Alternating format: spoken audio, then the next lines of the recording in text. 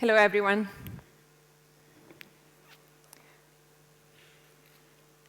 I'm Caterina, and I'm a designer, UX and strategy designer.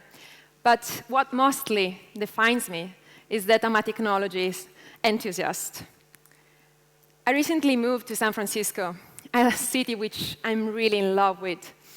And San Francisco is a city where technology enables almost anything.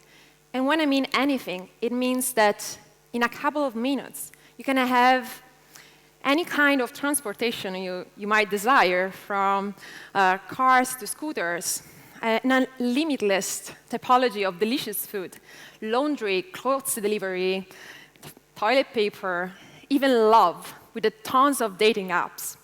And I found out also marijuana. 3 years ago, I started using Google Glasses. And it was at the beginning. I was so excited to use this technology, getting out, taking videos, taking pictures, and using the latest app or feature.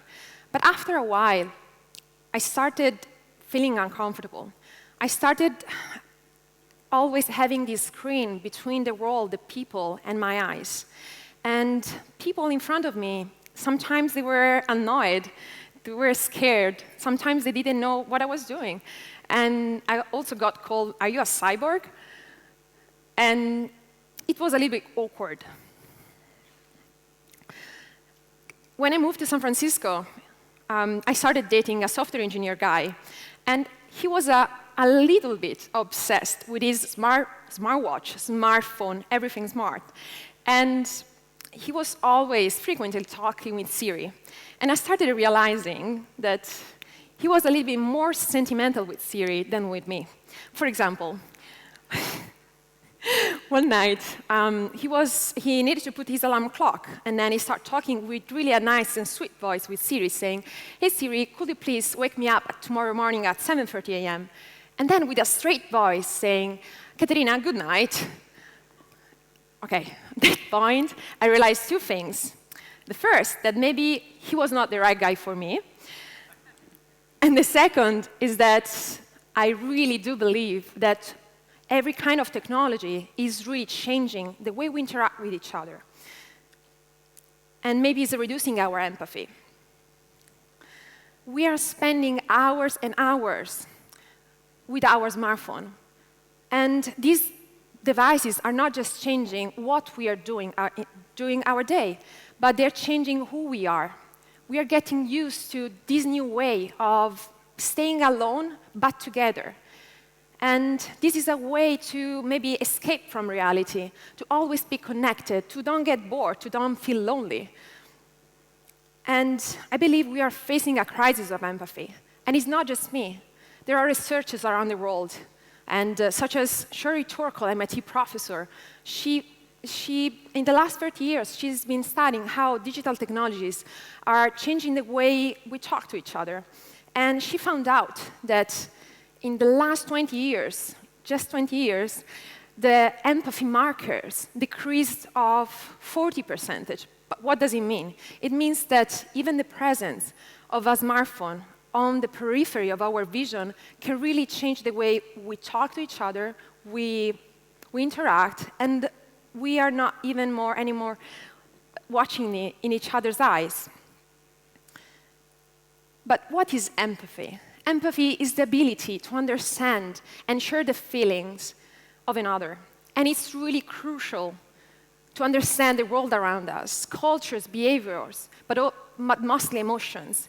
And I strongly believe that if we are going to train our muscles of empathy, we're going to be able to fight the grand challenges that our humanity and society needs to challenge, from terrorist attack to gender equality to environmental pollution. I'm not surprised that a couple of months ago, the first empathy museum just got open in London, and the founder said, to understand others, we need to walk in their shoes. And he prepared this fun and engaging experience that you have really walk in others' shoes. Marina Abramovich says technology was invented for human beings to have more time for themselves. But what happened is that time is consumed by technology. And we are spending, again, so many hours together, but never watching in each other's eyes. So as designer, I felt the need to really think of how to face this crisis of empathy, how to design new products, experiences, apps, or services that they're going to connect people at a more emotional level. And I believe we are facing this shift from human-centered design to an emotion-centered design. By focusing designing in empathy.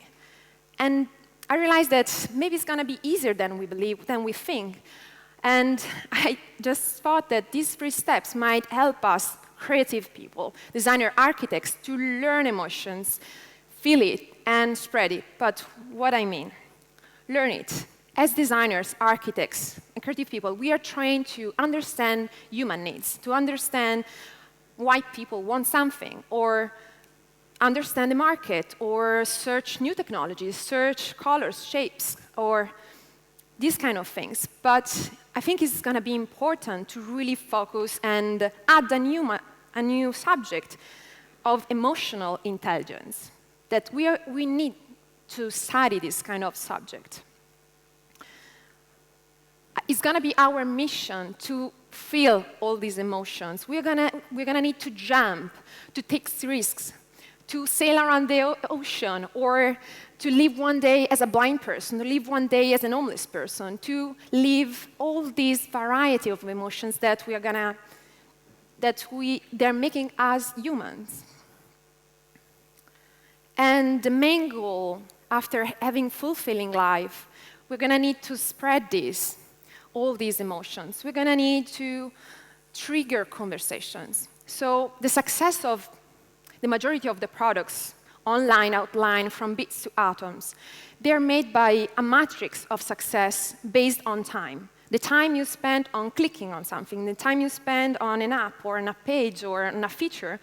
But I believe we have to shift from this time of matrix of success to a success of metrics based on emotions. It means how many times you're going to trigger a real deep conversation or watching in each other's eyes. This is going to be, I believe, the call for us designers.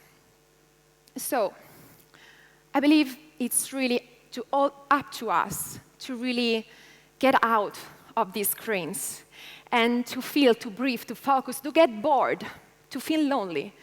And I'm not against smartphones. I'm not against technology. I'm the first enthusiast. I'm enthusiastic about all these exponential growth of technologies. But as I believe reality is richer than screens, and that the future of internet is not going to be locked into screens or big screens or whatever is going to be touch. It's going to be around our environment. It's going to be embodied in enchanted magic objects in our infrastructures, cities. And this is going to be the future of internet. And the future for designers, creative people, and architects is going to be to designing emotions, to get back to our empathy, and to face this crisis of empathy. Thank you.